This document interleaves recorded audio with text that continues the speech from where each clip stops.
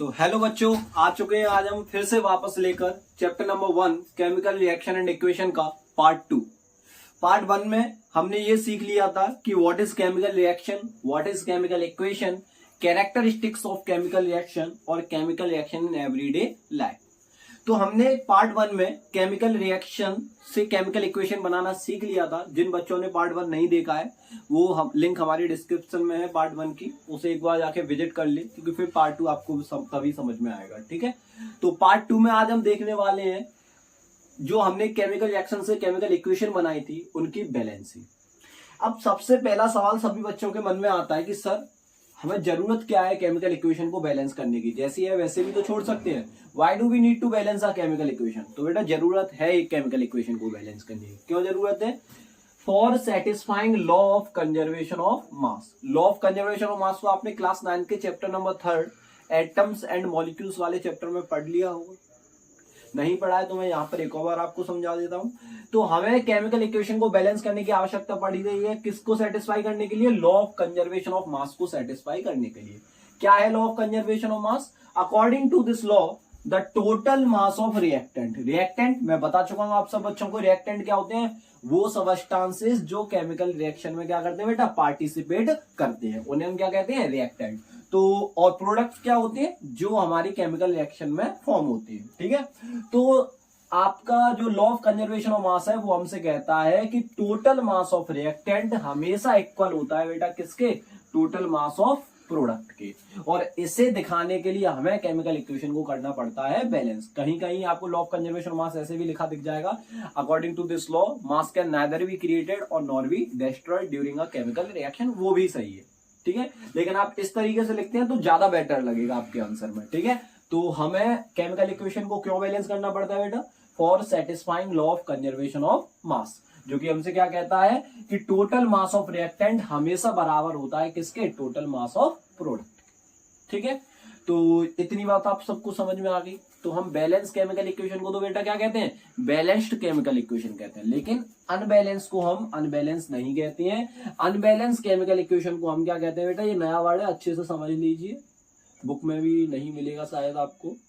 Unbalance chemical equation को कहते हैं हम स्केलेटल केमिकल इक्वेशन। क्या कहते हैं बेटा? Skeletal chemical equation. तो बैलेंस को तो बैलेंस केमिकल इक्वेशन कहते हैं, लेकिन अनबैलेंस केमिकल इक्वेशन को हम यहाँ पर क्या कहते हैं? Skeletal chemical equation. ठीक है, एक और बात मैं आपको पहले ही क्लियर कर दूं बैलेंसिंग सिखाने से पहले, जब हम केमिकल इक्वेशन की बैलेंसिंग करते हैं तो आप बेटा फॉर्मूलों को इंटरचेंज नहीं कर सकते हैं। बहुत एक बार क्वेश्चन भी आ चुका है सेशन रीजन में कि जब हम बैलेंसिंग करने के लिए जाते हैं तो क्या हम फॉर्मूलों को इंटरचेंज करते हैं? नहीं बेटा, हम फॉर्मूलों को इंटरचेंज नहीं करते हैं। बैलेंसिंग में हम क्या करते हैं? नंबर ऑफ मोल्स को इंटरचेंज करते हैं। नंबर ऑफ मोल्स आप सब जानते हैं, जैसे कि मान के चलो यहाँ पर आपको मैग्नीशियम दिख रहा है तो इसके आगे कुछ नहीं है, इसका मतलब इसके आगे क्या है? 1। तो मेरे पास मैग्नीशियम के कितने मोल है? 1 मोल है मैग्नीशियम के। समझ में आ गई ना? तो उन नंबर्स को हम बोलते हैं नंबर ऑफ मोल्स। क्लियर है? चलो, तो मैंने आपको पहली बात बताई, पहला रूल, अगर आप बैलेंसिंग करना चाह रहे हो तो रूल नंबर 1, आप फॉर्मूलों को इंटरचेंज नहीं करेंगे, आप हमेशा किसको इंटरचेंज करेंगे? Number of moles. बैलेंसिंग का रूल नंबर 2, आपको मैथ्स आता है लेकिन आप एडिशन का, सब्सट्रैक्शन का और डिवीजन का इस्तेमाल नहीं कर सकते हैं बैलेंसिंग करते टाइम। आप बैलेंसिंग करते टाइम सिर्फ इस्तेमाल करेंगे किसका? सिर्फ यूज करेंगे किसका? मल्टीप्लिकेशन का। क्लियर है? तो 2 रूल मैंने बताया पहले, इन 2 रूल्स को याद रखना अच्छे से। पहला रूल क्या है आपका कि आप बैलेंसिंग करने के लिए फॉर्मूलों को इंटरचेंज नहीं कर सकते। ऐसा नहीं कर सकते यहाँ MgO है तो आप Mg2O2 या OMg, ऐसा कुछ नहीं कर सकते। फॉर्मूलों को इंटरचेंज नहीं कर सकते बिल्कुल भी। रूल नंबर 2, आप एडिशन का, आप सब्सट्रैक्शन का, आप डिवीजन का इस्तेमाल नहीं कर सकते हैं, आप सिर्फ इस्तेमाल कर सकते हैं किसका? मल्टीप्लिकेशन का। और रूल नंबर 3 और मोस्ट इंपोर्टेंट रूल, अगर आप किसी भी एलिमेंट में या किसी भी कंपाउंड के अंदर मल्टीप्लाई करना चाह रहे हैं तो मल्टीप्लाई जब भी होगा तो पूरे के पूरे एलिमेंट के सामने या पूरे के पूरे कंपाउंड के सामने होगा। सपोज दैट मेरे पास लिखा हुआ है NaCl, आप चाह रहे हो कि मैं Cl को 2 बना दूं, तो Cl को 2 बनाने के लिए आप क्या सोचोगे? मैं यहाँ पर 2 का मल्टीप्लाई कर दूं। ऐसा नहीं कर सकते। मैथ्स का रूल पता है ना, जब मल्टीप्लाई ब्रैकेट में करना होता है तो पूरे ब्रैकेट के सामने होता है, किसी ब्रैकेट के प्रॉपर नंबर के साथ आप मल्टीप्लाई नहीं कर सकते हैं। ऐसा ही यहाँ पर है, जब भी आप मल्टीप्लाई करोगे तो पूरे कंपाउंड के सामने आपको करना पड़ेगा। क्लियर है? 3 रूल क्लियर हुए। रूल नंबर 1 मैंने क्या बताया आपको? आपको फॉर्मूला को इंटरचेंज नहीं करना है, आपको नंबर ऑफ मोल्स को इंटरचेंज करना है। रूल नंबर 2 क्या बताया मैंने आपको, मल्टीप्लिकेशन का यूज करना है। रूल नंबर 3 मैंने क्या बताया आपको, जब भी आप किसी का भी नंबर ऑफ मोल्स को इंटरचेंज करने के लिए जाओगे तो मल्टीप्लाई पूरे कंपाउंड के सामने होगा। और समझ लो बेटा रूल नंबर 4। रूल नंबर 4 ज्यादा कठिन नहीं है। रूल नंबर 4 वो आपको ने देखा होगा, कुछ हमारे नए नए फॉर्मूले आ जाते हैं, जैसे कि CaOH का होल ट्वाइस। तो इसका मतलब जब आप 2 का मल्टीप्लाई करोगे, अब आप कैल्शियम को 2 बनाना चाह रहे हो तो आपने 2 का मल्टीप्लाई कर दिया यहाँ। इसका मतलब कैल्शियम तो 2 हो गए, लेकिन यहाँ पर OH कितने हो गए, 2 तो ये रहे, और 2 का मल्टीप्लाई यहाँ पर हो रहा है, तो कितने हो गए आपके 4 हो गए। ठीक है, तो वो जब हम ये वाले पे पहुंचेंगे तब समझा दूंगा, अभी तो नॉर्मल वाले ही सीखने पहले में। ठीक है, लेकिन एक बात और विशेष तरीके से आपको याद रखनी है, ये 4 बातें तो आपको याद रखनी ही रखनी है, लेकिन एक इंपॉर्टेंट बात आपको और याद रखनी है। जब भी आप किसी भी एलिमेंट को बैलेंस करने के लिए जाओ, जैसे कि मुझे पहले इस इक्वेशन में मैग्नीशियम को बैलेंस करना है, तो सिर्फ मुझे मतलब होना चाहिए मैग्नीशियम से। ऑक्सीजन बैलेंस हो अनबैलेंस हो उससे मुझे कोई मतलब नहीं है। और जब मैं ऑक्सीजन को बैलेंस करने के लिए आऊं तो फिर मैग्नीशियम बैलेंस हो जाए अनबैलेंस हो जाए उससे मुझे कोई मतलब नहीं है। यानी कि एक एलिमेंट पकड़ लिया तो उसी एलिमेंट को आपको पकड़ के रखना है जब तक वो बैलेंस ना हो जाए। फिर चाहे बगल वाला बैलेंस बना रहे अनबैलेंस हो जाए, हमें दोबारा करना, उससे मुझे कोई मतलब नहीं। ठीक है, तो 4 बेसिक सी बात है, उन बेसिक बातों को आप याद रखो। हम फॉर्मूलों को नहीं, नंबर ऑफ मोल्स को इंटरचेंज करेंगे। हम मल्टीप्लिकेशन का इस्तेमाल करेंगे। नंबर 3, हम जब भी मल्टीप्लिकेशन करेंगे तो पूरे कंपाउंड के सामने करेंगे। और नंबर 4, जब भी आप किसी भी एलिमेंट को बैलेंस करने के लिए जाएंगे तो आपका फोकस सिर्फ उसी एलिमेंट पर होना चाहिए, किसी दूसरे एलिमेंट पर आपको फोकस करने की उस टाइम पर कोई जरूरत नहीं। चलो तो फिर बातें बहुत हो गई, एक बैलेंस करके देख लेते हैं। देखो मैं आपको जो मेथड बताने जा रहा हूं उस मेथड को हम बोलते हैं यहाँ पर बेटा हिट एंड ट्रायल मेथड। वैसे तो कभी भी क्वेश्चन में बोलता नहीं है कि आपको हिट एंड ट्रायल मेथड से इक्वेशन को बैलेंस करना है, वो आपके ऊपर चॉइस होती है, लेकिन फिर भी कभी कभी हिट एंड ट्रायल मेथड का जिक्र हो जाता है। तो एक बार हिट एंड ट्रायल मेथड देख लो, वरना करने के तो आप डायरेक्ट ही, इतना टाइम हमारे पास नहीं है कि हम यहाँ बॉक्स वगैरह बनाए, बस समझ लो हिट एंड ट्रायल मेथड क्या होता है, बस बुक्स में भी नहीं है। ठीक है, तो हिट एंड ट्रायल मेथड के अंदर हम बना लेते हैं एक बॉक्स, हम इसको बैलेंस कर पाए। ठीक है, इस केमिकल इक्वेशन को करने के लिए जा रहे हैं बैलेंस। इस बॉक्स में आपको 3 कॉलम बना लेने हैं। कितने कॉलम बना लेने हैं बेटा, बस 3। और इन 3 कॉलम में आपको क्या करना है, एक कॉलम में रखने हैं आपको एलिमेंट, E फॉर एलिमेंट, एक कॉलम में रखने हैं आपको रिएक्टेंट, R फॉर रिएक्टेंट, और एक कॉलम में रखने हैं आपको प्रोडक्ट, यानी कि P फॉर प्रोडक्ट। अब इस इक्वेशन में देखो बेटा कितने एलिमेंट दिख रहे हैं आपको इस इक्वेशन में, 2 ही एलिमेंट दिख रहे हैं सर। एक मैग्नीशियम दिख रहा है मुझे, और एक क्या दिख रहा है आपको, ऑक्सीजन दिख रहा है। 2 ही तो एलिमेंट है। क्लियर, चलो बताओ रिएक्टेंट में अगर मैं मैग्नीशियम एलिमेंट को देखता हूं तो कितने हैं मैग्नीशियम मेरे पास बेटा, बताना जरा कितने मैग्नीशियम है। सिंपल, एक मैग्नीशियम। तो रिएक्टेंट में मैग्नीशियम कितने हैं, 1। बेटा प्रोडक्ट में मैग्नीशियम कितने हैं, सर 1 ही दिख रहा है, तो 1 ही लिख लेते हैं, फिर क्या दिक्कत है, दिख रहा है तो 1 ही होगा। ऑक्सीजन देखते हैं, रिएक्टेंट में कितनी ऑक्सीजन बेटा, 2, और प्रोडक्ट में ऑक्सीजन कितना है बेटा, 1। चलो तो फिर लॉ ऑफ कंजर्वेशन ऑफ मास के हिसाब से हमें से बैलेंस करना पड़ेगा, क्योंकि total mass of reactant equal होता है किसके, टोटल मास ऑफ प्रोडक्ट। चलो मैग्नीशियम रिएक्टेंट में भी 1 है, प्रोडक्ट में भी 1 है, कुछ करने की जरूरत बिल्कुल नहीं है सर। ऑक्सीजन रिएक्टेंट में कितने हैं, 2, और प्रोडक्ट में कितना है, 1। तो सर 1 को 2 कर दो, तो 1 को 2 हम कैसे कर सकते हैं सर, 1 का ऐड कर लो, 1 और 1 2। लेकिन आप बेसिक नहीं भूल सकते हैं, बेसिक मैंने पहले ही बता दिया, आप सिर्फ मल्टीप्लिकेशन का इस्तेमाल कर सकते हैं। तो 1 में मैं किस चीज का मल्टीप्लाई करूं कि मेरा 2 हो जाए, ये तो बेसिक सा मैथ है। 1 को 2 बनाने के लिए हमें एक सिंपल सा मल्टीप्लाई करना पड़ेगा, किसका बेटा, 2 का, तो ये आराम से हो जाएगा 2। क्लियर है, तो हमने मल्टीप्लाई कहां पर किया बेटा, प्रोडक्ट में। प्रोडक्ट में ऑक्सीजन कहां है, यहां, तो 2 का मल्टीप्लाई कहां पर होगा, ऑक्सीजन के साथ। सही किया है क्या, बिल्कुल सही नहीं किया है। रूल नंबर 3 आप भूल रहे हो। रूल नंबर 3 हमसे क्या कहता है, मल्टीप्लाई होगा तो पूरे कंपाउंड के सामने होगा। क्लियर, सर ऐसा करने से तो मैग्नीशियम 2 गए, अरे हो जाने दो, उसे हम बाद में देख लेंगे। मैंने बोला ना, जब एक एलिमेंट को बैलेंस करो तो उसी पर फोकस रखो। तो सर ठीक है, इसी पर फोकस रखते हैं, लेकिन सर मैग्नीशियम भी तो बैलेंस करना पड़ेगा। बिल्कुल करना पड़ेगा बेटा, क्योंकि प्रोडक्ट में मैग्नीशियम कितना हो चुका है, 2। रिएक्टेंट में मैग्नीशियम बेटा कितना दिख रहा है, अभी भी 1। तो 1 को 2 करने के लिए फिर से भाई कितने का मल्टीप्लाई बेटा, 2 का मल्टीप्लाई। तो 2 का मैंने यहाँ पर क्या किया, मल्टीप्लाई। कहां पर किया है बेटा ये 2 का मल्टीप्लाई, रिएक्टेंट में। यहां करूंगा या यहां, बिल्कुल सही, आप जो सोच रहे हैं बिल्कुल सही सोच रहे हैं। कहां पर करूंगा, कंपाउंड के आगे, ऐसे नहीं कर सकता। Is it clear? अब देख लो, मैग्नीशियम 2 प्रोडक्ट में भी 2, ऑक्सीजन रिएक्टेंट में 2 प्रोडक्ट में 2, यानी कि ये इक्वेशन हो चुकी है अब मेरी क्या, बैलेंस। इसकी स्टेट सर बहुत सिंपल है, मैग्नीशियम मेटल है तो सॉलिड, ऑक्सीजन क्या है, गैस, और मैग्नीशियम ऑक्साइड भी क्या हो जाएगा, सॉलिड। भाई मेटल ऑक्साइड, लोहे को जब तुम हवा में रखा छोड़ दे तो लिक्विड या गैस थोड़ा ही बन जाता है, वो मेटल हमेशा मेटल ऑक्साइड कैसे स्टेट में होगा, सॉलिड स्टेट में होगा। ये हो गई मेरी बैलेंस। इस मेथड को मैंने कहा हिट एंड ट्रायल मेथड। एक और देख लेते हैं इसी बॉक्स से, वरना फिर तो हम डायरेक्ट ही सीखेंगे, अभी बहुत सारे एग्जांपल्स लेंगे। इसको देख लेते हैं। चलो फिर से क्या करना है, हमें एक बॉक्स बनाना है। इस बॉक्स में 3 कॉलम्स बनाने,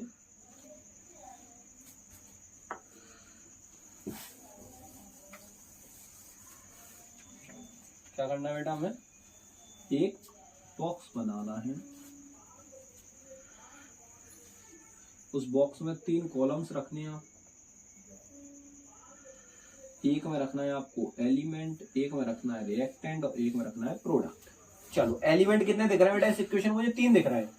एक जिंक दिख रहा है, वेरी गुड, एक हाइड्रोजन भी दिख रहा है, वेरी गुड, और एक दिख रहा है मुझे यहाँ पर क्या दिख रहा है, क्लोरीन दिख रहा है। इन तीनों के अलावा बेटा कोई एलिमेंट बिल्कुल नहीं है सर। चलो आगे देखते हैं। तो फिर रिएक्टेंट में जिंक कितने हैं बेटा, 1।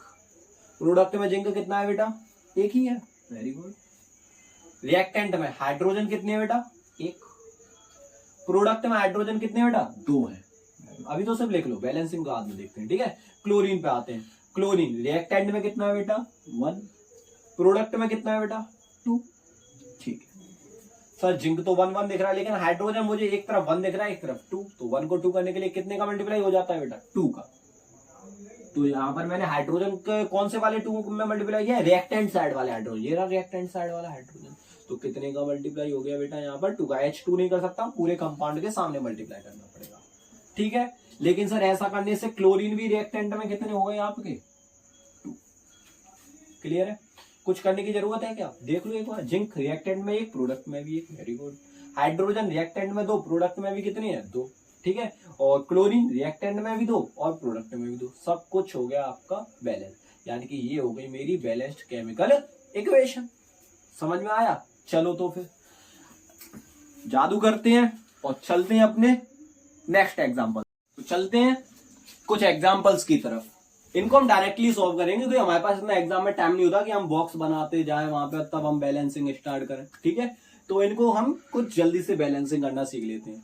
और एक बात समझ लो बेटा, जितनी ज्यादा प्रैक्टिस करोगे बैलेंसिंग की, उतनी ज्यादा स्पीड बढ़ेगी बैलेंसिंग के लिए, और उतने ज्यादा एक्सपर्ट तरीके से तुम बैलेंसिंग को कर पाओगे। तो पहली देखते हैं, ठीक है। पहली में क्या कह रहा है, मीथेन जो है, मीथेन गैस जो है वो रिएक्ट कर रही है ऑक्सीजन गैस के साथ और बना रही है कार्बन डाइऑक्साइड और वाटर। चलो इसे बैलेंस करते हैं। रिएक्टेंट साइड में देखो बेटा, कार्बन कितने मेरे, 1। प्रोडक्ट साइड में कार्बन कितना है बेटा, 1। कुछ करने की जरूरत बिल्कुल जरूरत नहीं है। रिएक्टेंट साइड पे हाइड्रोजन कितने बेटा, 4। और प्रोडक्ट साइड पे हाइड्रोजन कितने बेटा, 2। और 2 को 4 तुम कैसे कर सकते हो, बाय द मल्टीप्लाई ऑफ 2। तो 2 का मल्टीप्लाई कहां पर होगा बेटा, H2O के सामने। हम ऐसे यहां पर मल्टीप्लाई नहीं कर सकते, पूरे कंपाउंड के सामने ही होगा, ठीक है। हाइड्रोजन बैलेंस हो गई हमारी। ऑक्सीजन कितने बेटा यहाँ पर, 2। और यहां पर कितने बेटा, 2 और 2 4। क्लियर है, देखो 2 तो ये रहे और 2 मेरे कहाँ है, ये रहे। 2 मल्टीप्लाई बाई वो हो रहा है ना, तो 2 और 2 कितना होता है, 4। और इधर ऑक्सीजन मेरे कितने बेटा, 2। और 2 को 4 कैसे करोगे, बहुत सिंपल है, कितने का मल्टीप्लाई हो जाएगा, 2 का। देखो हो गया balance, carbon balance, hydrogen balance, oxygen balance, और ये हो गई equation balance. Clear, I hope सबको समझ में आ रहा होगा। क्वेश्चन नंबर 2 देखते हैं। आयरन वाटर के साथ रिएक्ट करके आयरन ऑक्साइड और हाइड्रोजन गैस बना रहा है। चलो करते हैं बैलेंस। आयरन कितना बेटा रिएक्टेंट साइड पे 1 और प्रोडक्ट साइड पे कितनी है 3। 1 को 3 कैसे करोगे, कितने का मल्टीप्लाई करना पड़ेगा, 3 का मल्टीप्लाई। पूरे एलिमेंट के हमने आप बेस में नहीं कर सकते यहाँ पर, ठीक है। चलो हाइड्रोजन कितना है बेटा 2, प्रोडक्ट साइड पे भी कितना है 2। कुछ करने की जरूरत बिल्कुल जरूरत नहीं है, आगे बढ़ते हैं। ऑक्सीजन कितना है बेटा रिएक्टेंट साइड पे 1, प्रोडक्ट साइड पे ऑक्सीजन कितना है बेटा 4। तो यहाँ पर कितने का मल्टीप्लाई हो जाएगा 4 का। यहाँ मल्टीप्लाई नहीं करूंगा, मैं बार बार बता रहा हूँ, ठीक है, पूरे कंपाउंड के सामने होगा मल्टीप्लाई 4 का। सर वो तो हाइड्रोजन अनबैलेंस कर देगा, अरे तो कर दें दो, उसे हम बाद में देख लेंगे। मैंने बोला ना एक बार जिसको पकड़ लिया उसी को पकड़ के रखना है, ठीक है। चलो हाइड्रोजन को भी बैलेंस में लाते हैं। हाइड्रोजन अब इस 4 की मल्टीप्लाई करने से कितनी हो गई बेटा 8। प्रोडक्ट साइड पे कितनी है 2, 2 को 8 करने के लिए कितने का मल्टीप्लाई हो जाएगा बेटा 4 का। ये इक्वेशन भी हो गई बैलेंस।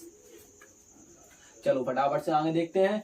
आयरन यहाँ पर कितना है बेटा रिएक्टेंट साइड पे 1, प्रोडक्ट साइड पे कितने है बेटा 2। 1 को 2 तुम कैसे कर सकते हो, by the multiply of 2, very simple.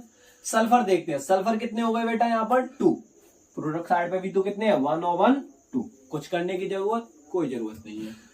Oxygen कितने बेटा 2 4 जा 8, 2 4 जा 8, प्रोडक्ट साइड पे भी कितने हैं 3 और 2 6, वो सॉरी 3 और 2 5, 5 और 3 8, कुछ करने की जरूरत इसमें नहीं है। तो ये हो गई हमारी इक्वेशन बैलेंस। देखो कितनी सिंपल थी, समझ में आया, बेस क्लियर हो गया है, कॉन्सेप्ट क्लियर हो गया है, सब हो जाएंगे, ठीक है।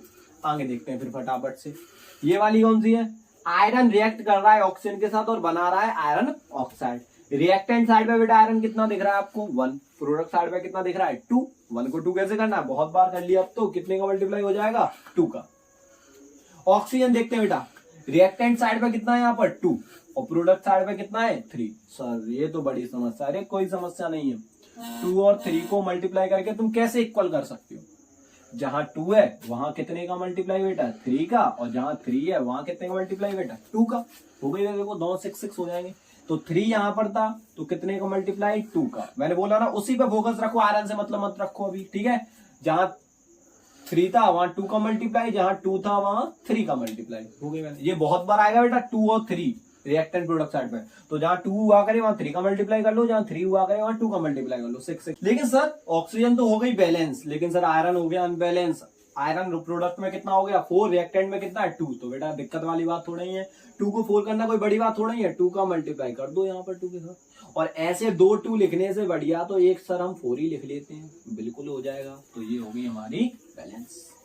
नेक्स्ट देखते हैं, बेरियम क्लोराइड रिएक्ट कर रहा है सल्फ्यूरिक एसिड के साथ और बना रहा है बेरियम सल्फेट और हाइड्रोक्लोरिक एसिड, ठीक है। बेरियम कितना है बेटा रिएक्टेंट साइड पे 1, प्रोडक्ट साइड पे भी बेरियम कितना है बेटा 1 ही है। क्लोरीन रिएक्टेंट साइड पे कितना है 2, सर प्रोडक्ट साइड पे तो 1 है, तो 1 को 2 करने के लिए कितने का मल्टीप्लाई 2 का मल्टीप्लाई, कोई समस्या। हाइड्रोजन रिएक्टेंट साइड पे कितना है बेटा 2, प्रोडक्ट साइड पे भी कितना हो गया देख लो 2 हो गया। SO4 हो गई बैलेंस, कुछ ही नहीं करना पड़ा। लास्ट वाली देख लेते हैं फटाफट से। अमोनिया रिएक्ट कर रहा है कॉपर ऑक्साइड के साथ और बना रहा है कॉपर, नाइट्रोजन गैस और वाटर, ठीक है। तो अमोनिया के लिए नाइट्रोजन कितना दिख रहा है यहाँ पर बेटा 1, प्रोडक्ट में कितना है 2। 1 को 2 करना कोई बड़ी बात थोड़ी है, कितने का मल्टीप्लाई हो जाता है यहाँ पर 2 का, ठीक है। हाइड्रोजन कितना हो गया बेटा 3 2 जा 6, यहाँ पर कितना है सर 2, तो 2 को 6 करने के लिए 3 का मल्टीप्लाई। कॉपर 1, यहां भी कितना है 1, कुछ करने की जरूरत बेटा बिल्कुल नहीं है। ऑक्सीजन 1, लेकिन यहां पर ऑक्सीजन बेटा कितना है 3, तो 1 को 3 करने के लिए अब करना पड़ेगा कितने का मल्टीप्लाई 3 का मल्टीप्लाई। लेकिन 3 का मल्टीप्लाई करने से कॉपर कितना हो गया यहाँ पर 3, तो यहाँ पर कितना था 1, 1 को 3 करने के लिए 3 का मल्टीप्लाई। तो ये भी हो गई हमारी बैलेंस, क्लियर है। तो ये थी हमारी balancing of chemical equation with 6 example. अभी खत्म नहीं हुए, कुछ एग्जांपल्स मैं आपको और कराता हूं जिसमें आपके होल वाले एग्जांपल्स हैं, ठीक है। तो चलते हैं नेक्स्ट क्वेश्चन। तो चलिए देखते हैं बेटा कुछ और एग्जांपल्स, ठीक है। ये कुछ आपके इंपोर्टेंट एग्जांपल्स हैं जो बच्चे थोड़े ज्यादा कंफ्यूज हो जाते हैं, थोड़े टफ लगते हैं, लेकिन जितने दिखने में टफ होते उतने होते कहाँ है टफ, ठीक है, बहुत ईजी है। देखो अभी करते हैं। रिएक्टेंट साइड पे कैल्शियम, आपको कैल्शियम ऑक्साइड रिएक्ट कर रहा है वाटर के साथ और बना रहा है कैल्शियम हाइड्रोक्साइड, जिसका कॉमन नेम होता है lime water, slaked lime. Calcium oxide का कॉमन नेम है क्विक लाइम। तो क्विक लाइम वाटर के साथ रिएक्ट करके बना रहा है आपका लाइम वाटर या स्लेक्ट लाइम, ठीक है। देखते हैं फिर फटाफट से। यहाँ पर कैल्शियम रिएक्टेंट साइड पे बेटा कितना दिख रहा है आपको 1, प्रोडक्ट साइड पे भी कैल्शियम कितना है बेटा 1 ही है। ऑक्सीजन देखते हैं, रिएक्टेंट साइड पे कितने हैं 1 और 1 2। अब देखो यहाँ पर 2 का मल्टीप्लाई हो रहा है ऑक्सीजन में, तो ऑक्सीजन भी कितने हुए यहाँ पर 2, वेरी गुड। हाइड्रोजन कितने हैं रिएक्टेंट साइड पे 2 और प्रोडक्ट साइड पे भी हाइड्रोजन कितने हैं 2। तो इसका मतलब ये ऑलरेडी क्या है आपकी बैलेंस्ड है, इसे में हमें कुछ भी करने की जरूरत नहीं है, ठीक है। नेक्स्ट देखते हैं फटाफट से। एल्यूमिनियम रिएक्टेंट साइड पे कितना दिख रहा है आपको 1, प्रोडक्ट साइड पे कितना दिख रहा है 2, तो 1 को 2 करने के लिए मैं बताया ना कितने का मल्टीप्लाई हो जाएगा, 2 का, सिंपल। ऑक्सीजन कितने, 3 तो ये रहे और 3 2 का कितना होता है आपका 6 ऑक्सीजन है रिएक्टेंट साइड पे। प्रोडक्ट साइड पे कितने हैं, 3 और 1 4। तो ये 3 और 1 4 कुछ इस प्रकार है और मुझे इसे 6 बनाना है, तो कैसे बना सकता हूं, बहुत सिंपल है, इतना मैं सब पे आता है। 1 में मल्टीप्लाई कर दूं मैं 3 का, हो जाएगा ना 6। तो 1 कहाँ है, ये रहा। अगर मैं इस साइड मल्टीप्लाई कर दूं किसका, 3 का, तो ये हो जाएगा आपका 6। बचा सिर्फ हाइड्रोजन। हाइड्रोजन कितने इधर, 3 2 6, इधर भी कितने बेटा, 3 2 6, हो गई बैलेंस। नेक्स्ट देखते हैं एल्यूमिनियम, रिएक्टेंट साइड पे बेटा कितनी है 2, प्रोडक्ट साइड पे कितना दिख रहा है 1। तो 1 को 2 करने के लिए कितने का मल्टीप्लाई हो जाएगा बेटा, 2 का, सिंपल। अब ये SO4 मेरे एक साथ ही देख लेता हूं। SO4 कितना है टोटल यहाँ पर 3 और यहाँ पर SO4 आपको कितने दिख रहा है 1। 1 को 3 करना मैंने बताया ना, कितने का मल्टीप्लाई, 3 का मल्टीप्लाई। सोडियम कितना है बेटा यहाँ पर 1 और इधर सोडियम कितने है 3 2 6। 1 को 6 करने के लिए कितने का मल्टीप्लाई, 6 का मल्टीप्लाई। OH कितने हो गए बेटा यहाँ पर 6 और यहाँ भी OH देखो 3 2 6, यानी कि ये हो गई balance. Last one, nitric acid react कर रहा है कैल्शियम हाइड्रोक्साइड के साथ और बना रहा है कैल्शियम नाइट्रेट विद वाटर। तो हाइड्रोजन बेटा यहाँ पर कितना है 1 और प्रोडक्ट साइड पे कितने बेटा 2। तो 1 को 2 करने के लिए कितने का मल्टीप्लाई हो जाएगा, 2 का, सिंपल। NO3 कितना है यहाँ पर 2 और प्रोडक्ट साइड पे भी कितना है 2। कुछ करने की जरूरत नहीं है। लास्ट वन देखते हैं भाई, कैल्शियम कितना है यहाँ पर 1, प्रोडक्ट साइड पे भी कितना है 1। कुछ करने की बिल्कुल जरूरत नहीं है। ऑक्सीजन देखते हैं बेटा, 3 2 6 और 6 और 2 कितना होता है बेटा 8। 6 और 2 कितना हो गया आपका 8 और इधर कितने हैं 3 2 6 और 1 7। अब ये 7 कुछ इस प्रकार है, इसे मुझे 8 बनाना है, तो कितने का मल्टीप्लाई हो जाएगा बेटा, जहां 1 है वहां हो जाएगा 2 का मल्टीप्लाई। तो कहां 1 था, ये रहा, यहाँ पर हो जाएगा 2 का मल्टीप्लाई। हाइड्रोजन तो हमारे ऑलरेडी 4 थे, 2 और 2 4, यहाँ भी कितने 2 2 4, ये भी हो गई बैलेंस।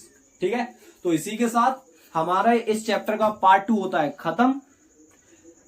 अगले दिन हम आएंगे अपने चैप्टर का पार्ट 3 लेकर, जिसमें हम सीखेंगे टाइप्स ऑफ केमिकल रिएक्शन। इस वीडियो को ज्यादा से ज्यादा लाइक करिए, हमारे चैनल को सब्सक्राइब करिए और अपने उन दोस्तों के साथ भी शेयर करिए जो अपना पहला चैप्टर चालू कर रहे हैं केमिस्ट्री का, केमिकल रिएक्शन एंड इक्वेशन। बने रहिए हमारे साथ, तब तक के लिए खुश रहिए, अच्छे से रहिए, बढ़िया से पढ़िए। धन्यवाद।